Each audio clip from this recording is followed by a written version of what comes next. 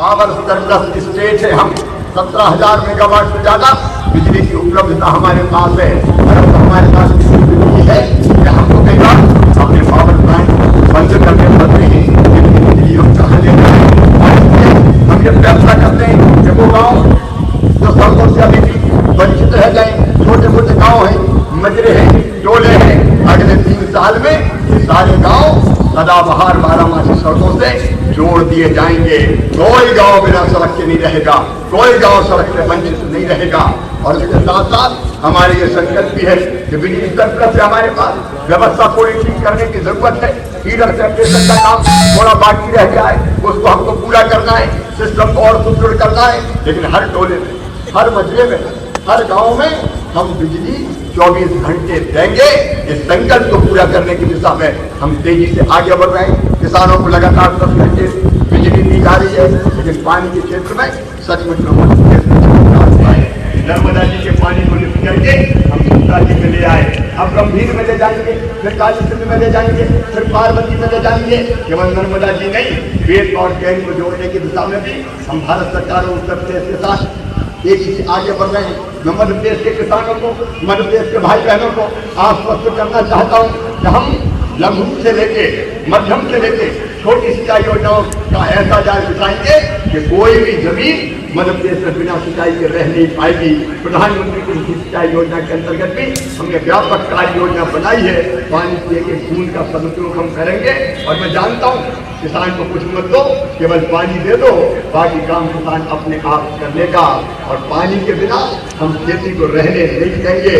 केवल खेती का पानी नहीं, पीने के पानी के लिए भी हम युद्ध स्तर पर अभियान ला रहे हैं। मैं मध्य प्रदेश के किसान भाइयों को कहना चाहता हूँ कि मध्य प्रदेश की सरकार ने कृषि को सर्वोच्च प्राथमिकता दी है। और मुझे कहते हुए खुशी है कि मध्य प्रदेश की सरकार है जिससे कभी 18% ब्याज पर कृषि कार्यों के लिए, खेती के लिए, खाद बीज के लिए कर्जा मिलता था, उसको घटा के 0% किया है। और अब 0% नहीं, मध्य प्रदेश में खाद बीज का कर्जा अगर किसान 1 लाख लेगा तो साल भर बाद केवल 90,000 वापिस करेगा। बाकी सरकार अपने खजाने से उस पैसे को भरने का काम करेगी। किसान भाई और बहनों, हम खेती को लाभ का धंधा बनाना चाहते हैं।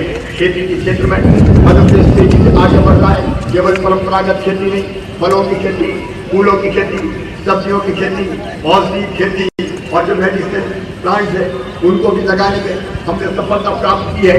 Green house technology, poly house technology की दिशा में हम तेजी से आगे बढ़ रहे हैं। हम किसान के साथ खड़े हैं और कंधे से कंधा मिलाकर। और इसलिए इस साल जब प्याज का उत्पादन बड़ी मात्रा में होगा, भारी संख्या में होगा, प्याज किसान को फेंकना पड़े, तब सरकार ने एक क्रांतिकारी फैसला किया। मेरे मन में विचार आया, आलोचना इसकी हो सकती है, लेकिन मैंने कहा अगर किसान प्याज फेंकेगा तो किसान क्यों फेंकेगा, सरकार खरीदेगी। और फेंकना पड़ा तो किसान की मेहनत बेकार नहीं जाने देंगे, उस प्याज को सरकार फेंकेगी।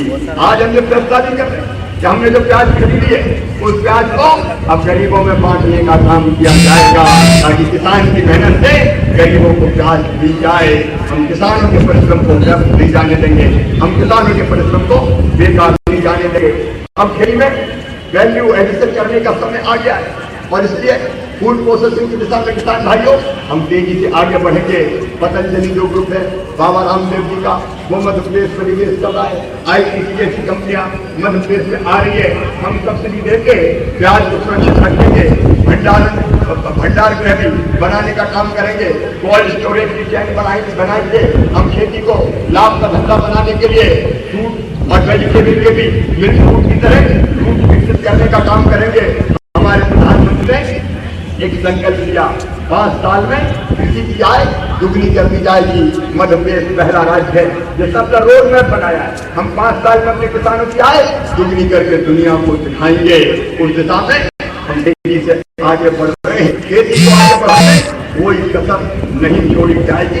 मैं अपने किसान भाइयों को आश्वस्त करता हूँ, जैसे नई सिंचाई की योजनाओं में एक पानी की बूंद का उपयोग करने के लिए अब कैनाल इरिगेशन नहीं, हम पाइप इरिगेशन का सहारा ले रहे हैं। पानी हम जो भी करेंगे पाइपलाइनों के जरिए, पाइपलाइनों के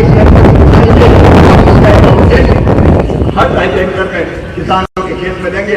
किसान अपना सिस्टम लगा के ड्रिप और स्प्रिंकलर से अपने खेतों में सिंचाई करेगा। साकार करना है। और जब खेती तेजी से आगे बढ़ेगी लेकिन केवल खेती नहीं,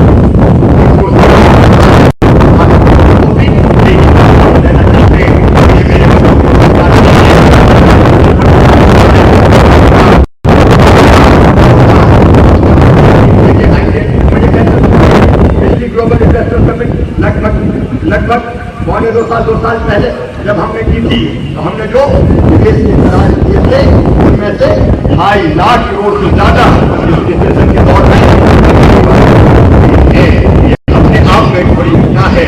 और फिर अगला ग्लोबल इन्वेस्टर समिट फिर मध्य प्रदेश की व्यवसाय की राजधानी कॉमर्शियल कैपिटल इंदौर में संपन्न होने वाला है 22 और 23 अक्टूबर को। मुझे खुशी है कि उद्योगपतियों के जो प्रस्ताव आ रहे हैं वो उत्साह बढ़ाने वाले हैं। आज बड़ा उद्योग समूह मध्य प्रदेश में निवेश करना चाहता है। दुनिया के कई देशों ने मध्य प्रदेश में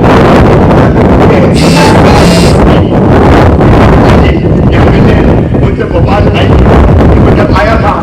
अब ग्लोबल इन्वेस्टर समिट के लिए यूके भी हमारा पार्टनर कंट्री बनता है, सिंगापुर हमारा पार्टनर कंट्री बनता है, दुनिया के बाद देश बनता है। मुझे पूरा विश्वास है कि निवेश और निवेश के माध्यम से रोजगार बढ़ाने में सरकार सफल होगी।